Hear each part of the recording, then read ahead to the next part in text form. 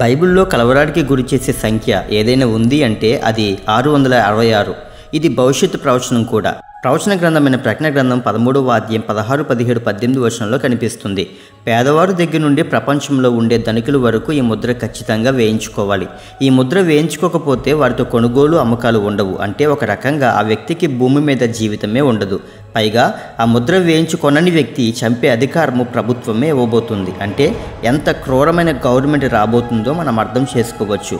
ఆ మృగం యొక్క ముద్ర ఏమై ఉంటుందో అని ప్రపంచం చూస్తూ ఉంది. అయితే ఈ ముద్ర అనే పదము గ్రీకులో చెరాగ్మా అని ఉంది. అంటే ఇంప్రింటెడ్ మార్క్, లోపల వేయబడే ముద్ర అని ఉంది. అది RFID చిప్ అయి ఉండొచ్చని ఈ మధ్య ఎలాన్ మస్క్ మానవ మెదడులో చిప్పు పెట్టి ప్రయోగాలు చేశాడు. అది కాస్త సక్సెస్ అవ్వడంతో ఇప్పుడు అదే అవ్వచ్చు అనే ఆలోచనలు పెరిగాయి. మన మైండ్లో పెట్టిన చిప్లో నుండి మైండ్లోకి డేటా ట్రాన్స్ఫర్ చేయవచ్చని చెబుతున్నారు.